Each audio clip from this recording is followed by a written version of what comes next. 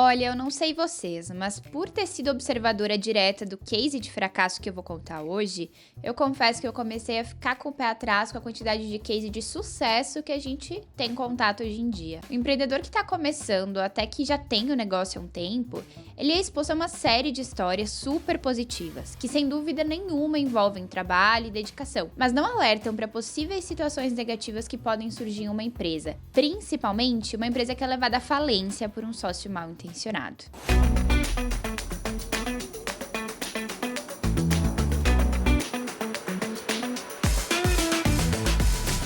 Sejam bem-vindos e bem-vindas ao Blingcast, o podcast do Bling feito para micro e pequenos empreendedores que sonham grande. E a história de hoje é contada por mim, Ellen, coordenadora de marketing do Bling e coadjuvante dessa história que tem como objetivo alertar, orientar e mostrar que o mundo do empreendedorismo realmente não é cheio de flores, além de mostrar que quem decide empreender é, sem dúvidas, cheio de coragem e determinação. Eu diria mais, é para poucos. Tem uma pesquisa que fala que as pessoas empreendem para realizar um sonho, e essa história é sobre isso. Eu acompanhei de perto a história de um senhor chamado Roberto, e que adivinha? Tinha um sonho de empreender. Porém, faltava aí coragem para tomar essa decisão e até apoio. Afinal, unir forças com alguém que quer o mesmo que você para trabalhar junto, além de somar capital de investimento, pode abrir mais portas. Bom, o Roberto trabalhou muitos anos em uma indústria. É sério, gente, tipo uns 25 anos. Aí ele se aposentou e passou de uma pessoa diariamente ativa e produtiva para alguém com muito tempo livre e poucos assuntos na pauta. Aproveitar a vida? Que nada, o Roberto queria mesmo era se movimentar. E foi bem nessa época que eu entro na história para acompanhar a trajetória dele. Como ele era um profissional experiente, ele foi convidado para atuar como consultor em outra empresa. A responsabilidade dele era atuar na área produtiva, era uma mini indústria, né? Auxiliando os colaboradores em questões técnicas e organizacionais. Quem o convidou foi um conhecido chamado Carlos. Ele era o dono da empresa. Carlos, ele era o típico vendedor, sabe? Acreditem, eu conheci ele. Ele venderia qualquer coisa pra qualquer pessoa. Voltando no tempo aqui, lembrei que era um perfil tão dinâmico que ele mesmo não tinha grande conhecimento da área de atuação da empresa que ele montou. Ele só contratou pessoas pra desenvolver o trabalho. E o Roberto foi uma dessas pessoas. Com o tempo, o trabalho começou a invadir a vida pessoal. E o Roberto foi se envolvendo mais com o Carlos, que era o dono da empresa. Ele apresentou a família, viraram amigos, um frequentava a casa do outro e sempre rolava conversas sobre a empresa, o futuro, o que poderiam fazer para melhorar performance, faturamento e por aí vai. Certo dia, Carlos faz a proposta. Roberto, topa entrar numa sociedade comigo? Hoje eu tenho uma SA, empresa que obrigatoriamente precisa de 2 sócios em seu contrato social. E a divisão hoje é feita entre eu e minha esposa. A gente pode alterar e ficar entre eu e você. Você passa a receber o famoso Prolabore e quando for necessário novos investimentos que saiam do nosso bolso, a gente conversa e entende como fazer. Pra mim, o mais importante é contar contigo na parte técnica. O comercial eu continuo fazendo e assim a gente toca a empresa. O que você acha?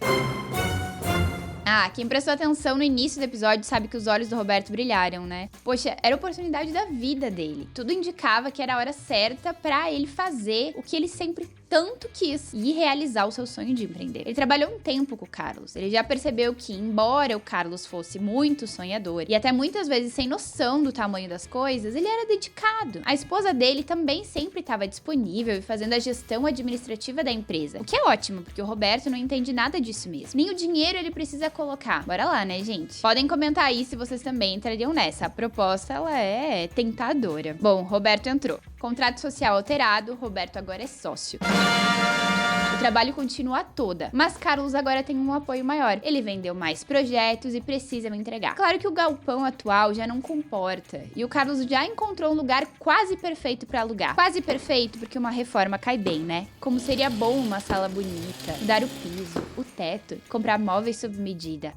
Vai precisar de investimento. Então o Roberto passa a ser demandado por investimento. E agora que é um dos donos da empresa, vai vestir a camisa. Algo que ele sempre fez em todos os lugares que trabalhou. Essa é a essência do Roberto. Lá vai ele, investe alguns R$1.000 na empresa com a promessa de retorno breve. Ele não era afortunado, nunca teve tanta facilidade de fazer transferências bancárias. Na época não tinha Pix, tá? Mas ele fez. Bom, tudo que ele guardou por anos acabou sendo investido. Na mudança pro novo galpão, na reforma, na compra de veículo pra empresa e claro, como os projetos demoravam para ficar pronto e o pagamento só acontecia na entrega, ele precisava de dinheiro para o fluxo de caixa. Dia de pagamento dos funcionários era correria total para levantar fundos, teoricamente, de ambos os lados da sociedade, achava Roberto.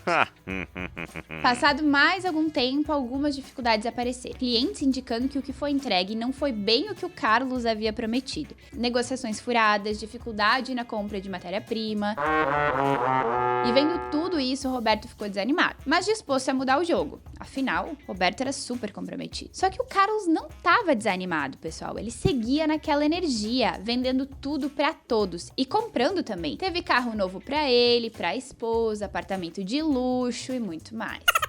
Bom, o Carlos só não contava com um fator. Embora o Roberto não entendesse nada da parte administrativa e nem tinha acesso a contas da empresa, porque não era a sua área, ele tinha uma filha. Essa filha trabalhava como secretária da empresa do Carlos, a filha do Roberto, tá, gente? E por ser uma empresa pequena, ela também ajudava a esposa do Carlos na conciliação bancária, na emissão de notas fiscais, nas tratativas com a contabilidade e tudo mais. Vendo o que estava acontecendo e a preocupação do Roberto, a filha começou a prestar mais atenção no que chegava nas suas mãos. Ofereceu mais ajuda para a esposa do Carlos. E foi observando que o carro novo, a parcela do apartamento de luxo, os gastos gerais que iam do cartão de crédito a médicos saíam da conta empresarial. O investimento do Roberto era, na verdade, para manter o Carlos e sua esposa. Uau! Enquanto isso, a empresa ia à falência. Fornecedores não eram pagos, boletos eram emitidos com notas fiscais falsas para antecipar valores no banco, impostos estavam atrasados e a situação era simplesmente o caos. O que aconteceu a partir daí é história. Roberto se afastou imediatamente da empresa e todos os esforços foram na tentativa de, por meio de um advogado, fazer negociações das dívidas com o Carlos, além de deixar a sociedade. Mas veja bem, ele não era bobo. Sabia que uma empresa constituída por sociedade anônima, se os sócios não arcam com as dívidas, a justiça vai atrás dos bens de cada um. E tá, a uma hora dessas, você realmente acha que o Carlos tinha bens em seu nome? Não! Nem o carro era dele. Certo dia, a filha de Roberto chegou no escritório. Sim, gente, parece que por algum motivo ela continuou trabalhando lá. E os computadores haviam sumido. Todos os documentos da empresa não estavam mais ali. Nem Carlos e nem a esposa tinham aparecido. Os funcionários seguiam trabalhando, sem saber o que estava acontecendo. E ela deixou a empresa para nunca mais voltar. Existem boatos de que a esposa de Carlos foi à empresa naquele dia e dispensou os funcionários. Em um curto período de tempo, eles fecharam a empresa, apenas as portas mesmo, viu? Dispensaram os funcionários, na palavra, sem rescisão, e sumiram do mapa. Roberto, que tinha assinado como fiador de um empréstimo, colocando um apartamento como garantia, adivinha, perdeu para o pagamento das dívidas. Além disso, todo o patrimônio da empresa foi leiloado para quitar os débitos trabalhistas. A empresa foi à falência e durante anos a família de Roberto foi procurada por oficiais de justiça e advogados que queriam auxílio para encontrar Carlos e sua esposa. Até porque, fato que Roberto não sabia é que tinham muitos outros empréstimos com bancos da cidade que eram de antes de ele entrar na sociedade. O golpe, ele foi coletivo. Essa é definitivamente uma história com muitas camadas. Além de envolver uma empresa com diversos funcionários, um ecossistema de fornecedores, dívidas em bancos, não podemos esquecer do humano. Roberto tinha um sonho e, frente a isso, literalmente definhou. Precisou ser apoiado pela família para seguir em frente e retomar sua saúde mental. Tentou até buscar justiça, mas descobriu que não há proteção para sócios. Mesmo com baixa participação no capital da empresa, se você decide entrar em uma sociedade perante a justiça, é por sua conta e risco. O aprendizado que Roberto nos traz é muito válido. Não é comum ouvirmos que sociedade é como casamento. E, infelizmente, também não é comum cruzarmos com pessoas mal intencionadas. A dica do episódio de hoje é: atenção às sociedades. Sejam elas iniciadas junto com a empresa ou formadas depois. Conforme a própria legislação prevê, quem entra em uma sociedade sabe exatamente onde está se metendo. Então, lembrem sempre do Roberto e da sua confiança extrema no outro. Resumindo, fique de olho em tudo. A empresa é sua também. Gostou dessa história? Ela terminou triste, eu sei. Mas se te deixa feliz, saiba que o Roberto se reergueu. Apesar de não ser mais um empreendedor, hoje ele está muito bem. Abraço da Ellen e até o próximo episódio.